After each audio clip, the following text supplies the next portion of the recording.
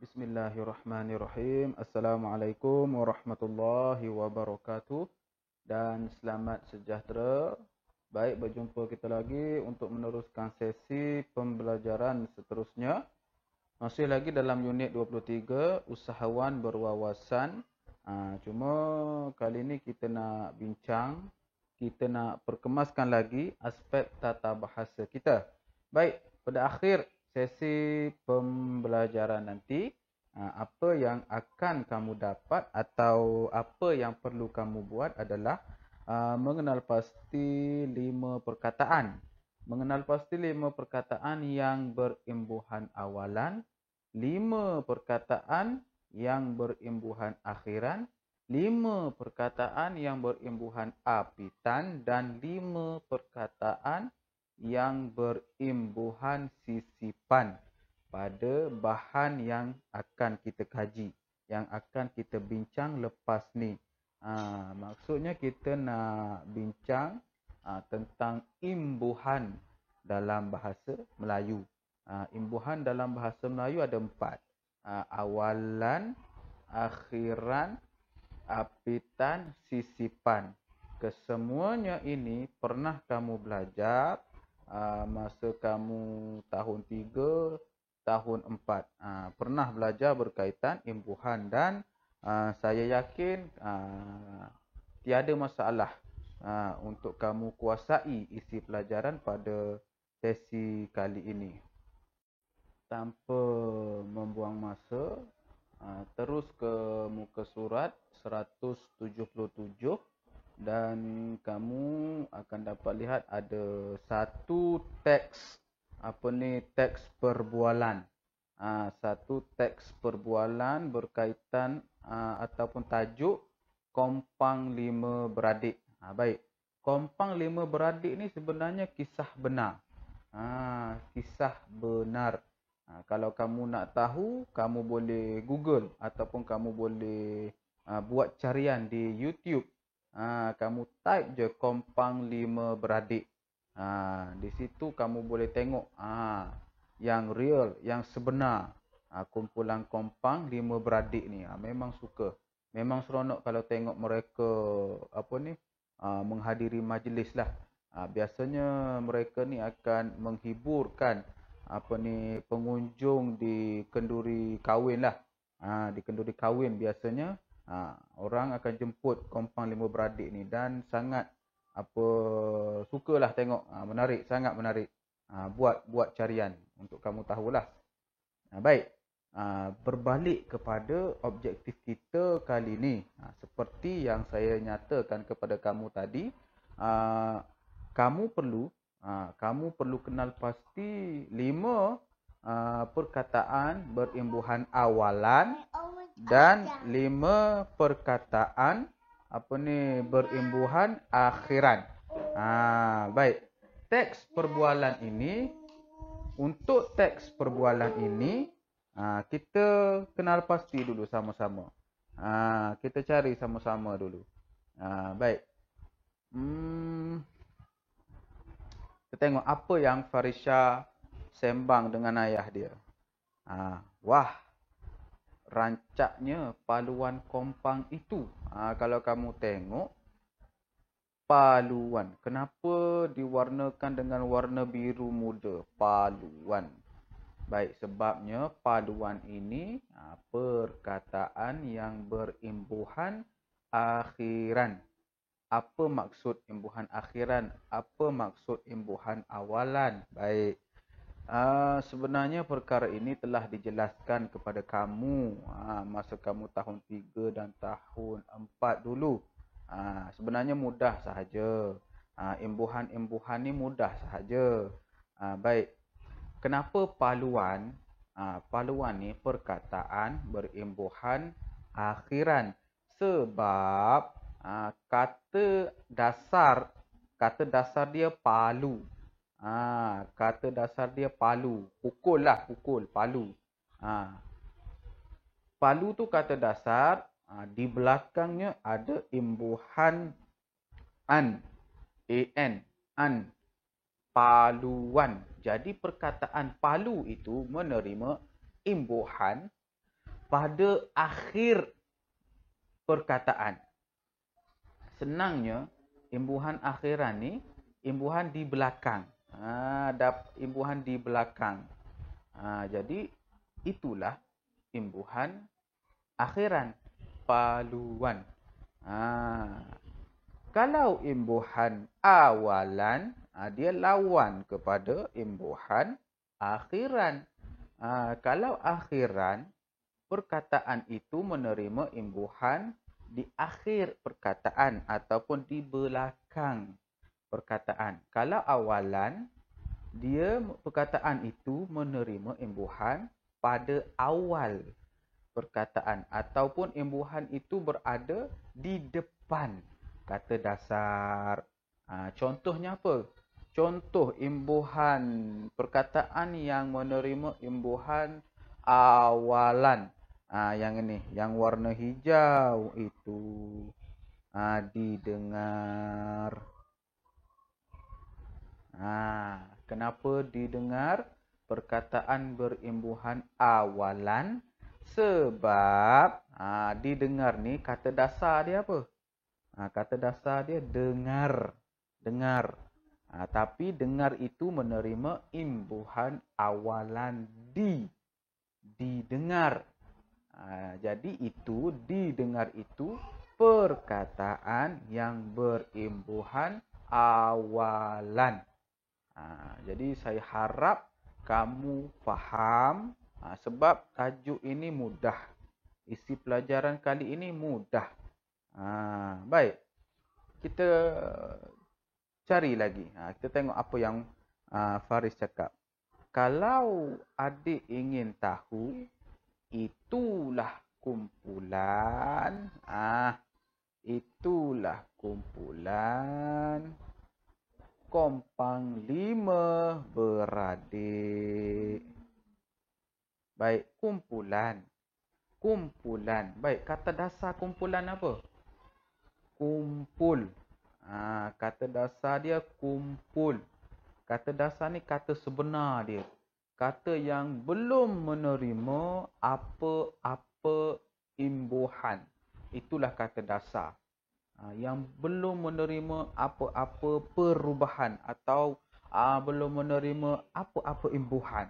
Kata dasar, contoh makan. Makan tu kata dasar. Kalau kita buat dimakan. Dimakan itu sudah ada imbuhan awalan.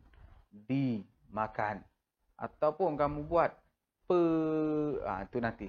Itu imbuhan apitan tu lepas ni. Makanan. Makanan. Makan. Makan kata dasar. Tambah imbuhan akhiran an. Makanan. Jadi itu perkataan berimbuhan akhiran. Ingat yang itu je. Kalau kata dasar itu menerima imbuhan di awal perkataan, maksudnya itu perkataan berimbuhan awalan. Kalau kata dasar itu menerima imbuhan pada bahagian belakang ataupun di akhir perkataan, maka itu perkataan berimbuhan akhiran. Ingat yang itu dulu.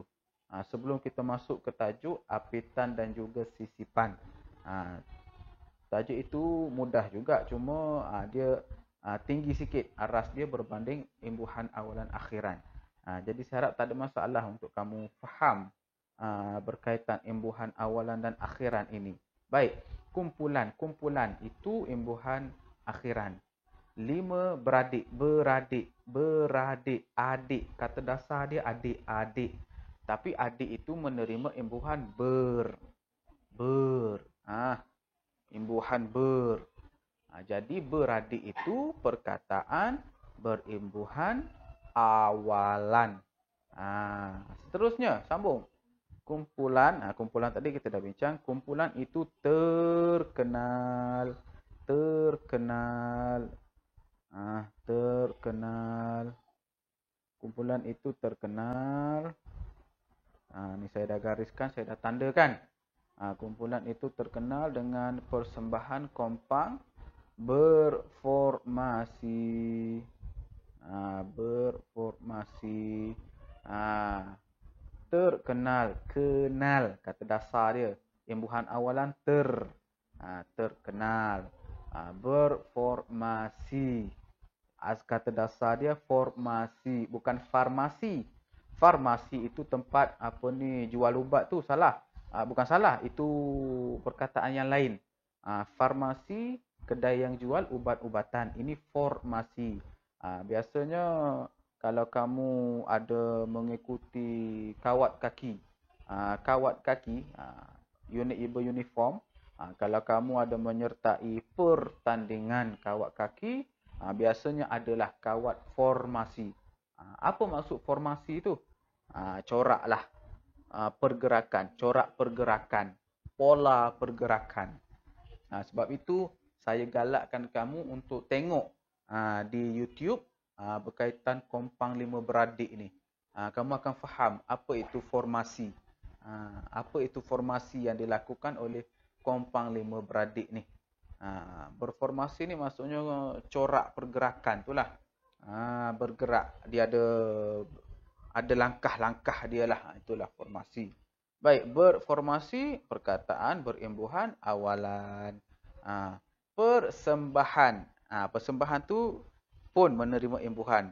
Tapi kita akan bincang selepas ni lah. Baik, persembahan mereka memerlukan persefahaman semua ahli kerana melibatkan gerakan. Melibatkan gerakan. Gerakan. Kata dasar dia apa? Gerak. Gerak. Tapi menerima imbuhan an. Jadi gerakan ini perkataan berimbuhan akhiran. Jadi saya harap tiada masalah lah untuk kamu memahami dan juga menyelesaikan tugasan kamu untuk bahagian ini.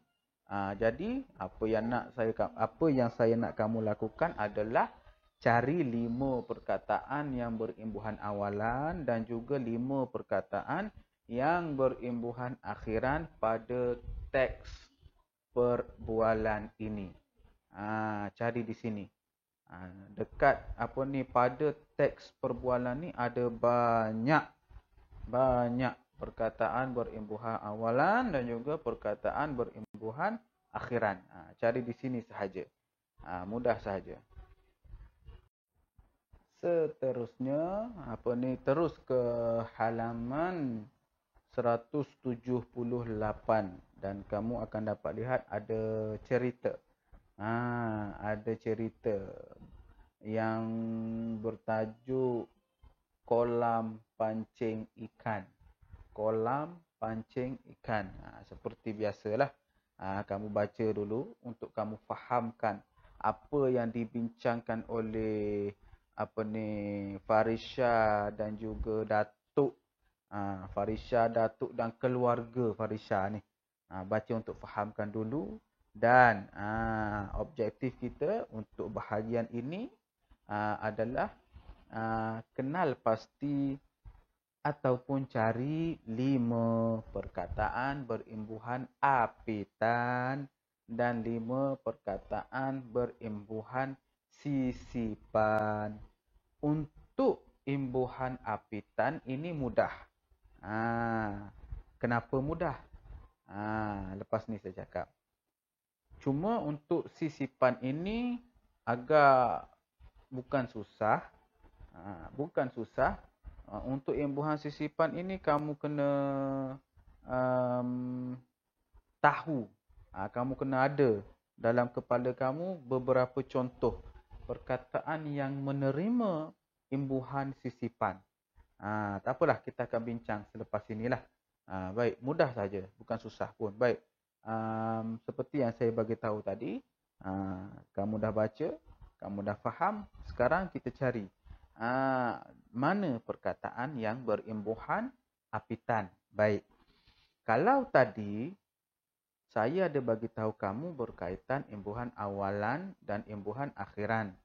Kalau imbuhan awalan ni, kata dasar tu menerima imbuhan pada bahagian depan ataupun berada di awal kata dasar tu. Kalau imbuhan akhiran, Dia perkataan kata dasar tu menerima imbuhan pada akhir perkataan. Itu imbuhan akhiran.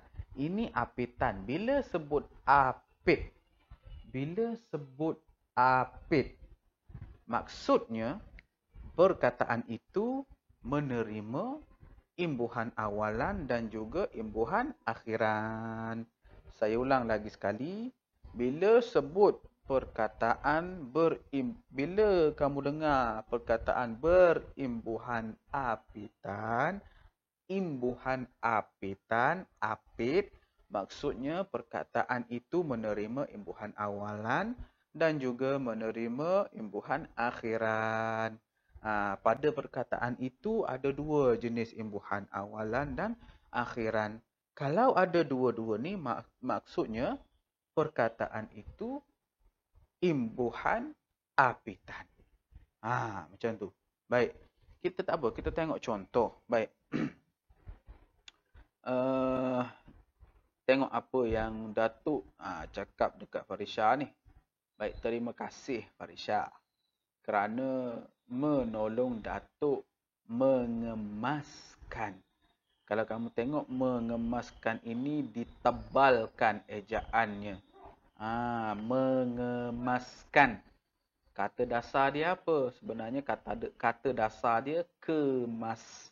Kemas, mengemas, kemas. Tapi menerima imbuhan imbuhan awalan dan juga kan, imbuhan akhiran. Mengemaskan. Jadi kemas diapit oleh dan kan. Mengemaskan. Jadi itulah perkataan berimbuhan apitan. Saya harap kamu fahamlah. Sebab itu pentingnya untuk kamu faham bahagian yang pertama tadi. Berkaitan imbuhan awalan dan imbuhan akhiran. Faham dua jenis imbuhan tu, maka kamu mudah untuk faham imbuhan apitan. Baik. Seterusnya, Atuk dia cakap apa? Store ini tidak lagi selerak. Selerak. Sebenarnya selerak itu perkataan berimbuhan sisipan. Sisip. Disisip ataupun diselit-selit. Dia diselit. Baik. Untuk kamu lebih faham berkaitan imbuhan sisipan ni, tengok contoh yang telah saya sediakan dalam kotak warna biru. Tengok di sini. Yang dalam kotak warna biru ni, imbuhan sisipan bahasa Melayu ada 4. Ada 4 ini. Yang ni kamu kena ingatlah.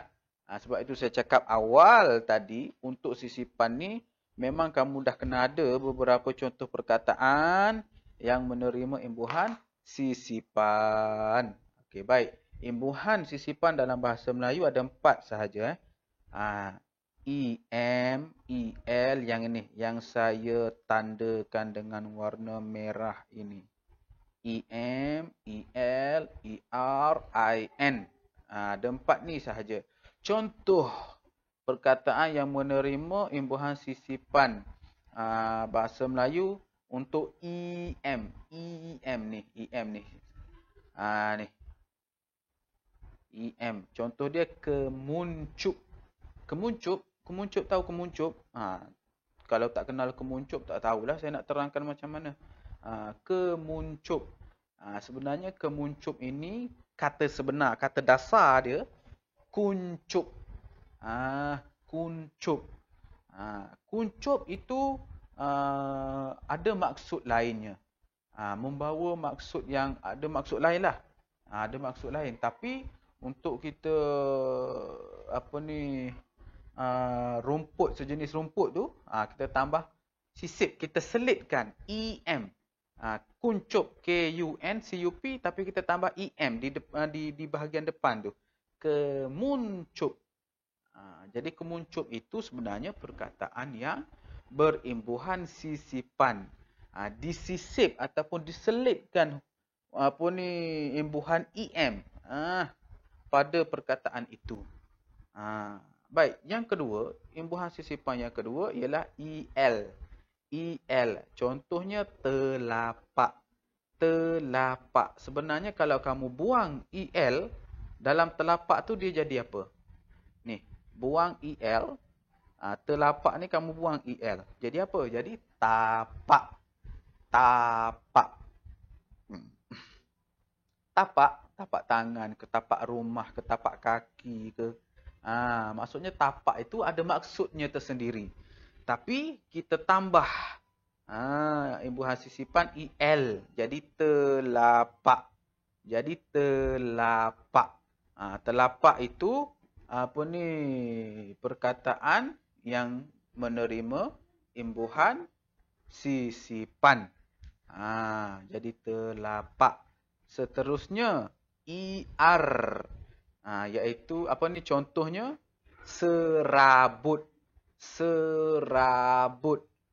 Kalau kamu buang IR, dia akan jadi sabut. Sabut, sabut kelapa tu, sabut ada maksudnya yang tersendiri. Tapi ditambah sisipan IR jadi serabut. Dan yang keempat, yang terakhir iaitu IN. IN ni mudah. IN ni satu ni sahaja perkataan dia.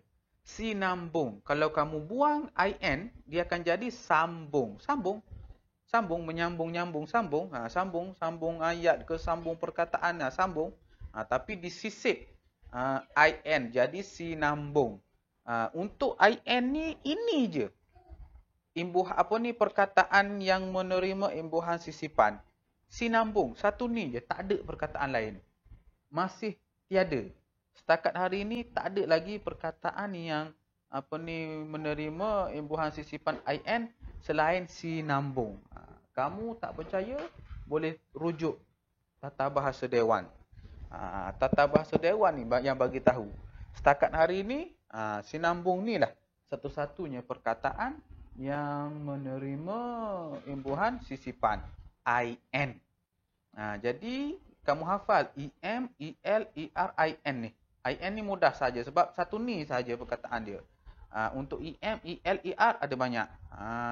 Itulah imbuhan sisipan dalam bahasa Melayu. Saya harap kamu fahamlah. Dan boleh ingat apa yang diterangkan pada kamu menerusi sesi pembelajaran kali ini.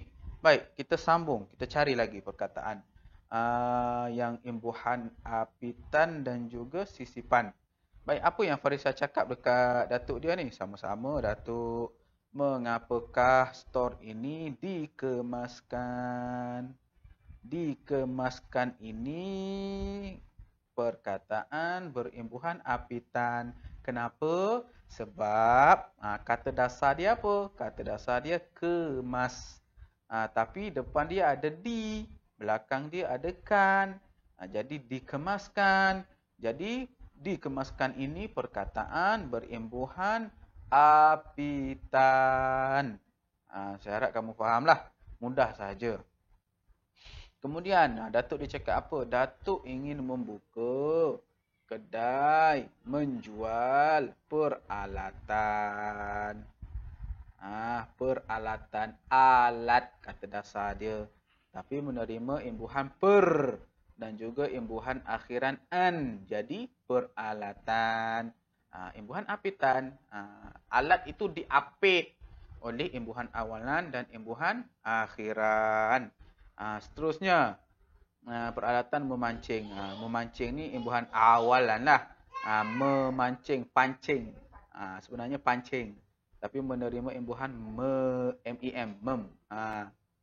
Baik. Seterusnya, kedai ini sinambung. Ni sinambung. Sinambung yang saya bagi tahu tadi. Ini je satu-satunya perkataan imbuhan sisipan yang IN. Ini je sinambung. Daripada pembinaan. Pembinaan. Kata dasar dia bina. Tapi menerima imbuhan awalan dan akhiran. Jadilah perkataan berimbuhan apitan. Jadi pembinaan. Kedai ini sinambung daripada pembinaan kolam pancing ikan. Pada saya cakap apa? Wah, menarik idea Datuk. Baik. Jadi selebihnya kamu kena kenal pasti sendiri. Berdasarkan, berpandukan kepada huraian, penerangan yang telah disampaikan tadi, saya harap kamu boleh cari 5 perkataan berimbuhan apitan dan 5 perkataan yang berimbuhan sisipan dalam cerita kolam pancing ikan ini. Mudah sahaja. Tengok balik, dengar balik huraian-huraian yang saya sampaikan kalau kamu tak faham. Sekian saja untuk sesi pembelajaran kita kali ini. Jadi saya harap untuk isi pelajaran kali ini mudah bagi kamu untuk faham dan ingat. Sebab seperti yang saya bagi tahu tadi, kamu sebenarnya sudah pernah belajar berkaitan imbuhan ini ketika kamu tahun 3 dan tahun 4. Jadi mudah saja, imbuhan awalan, akhiran, apitan, sisipan. Cuma yang sisipan tu kena ingat 4 jenis imbuhan sisipan yang saya nyatakan tadi. Jadi itu sahaja untuk kali ini. Kita berjumpa pada sesi akan datang. Assalamualaikum dan selamat sejahtera.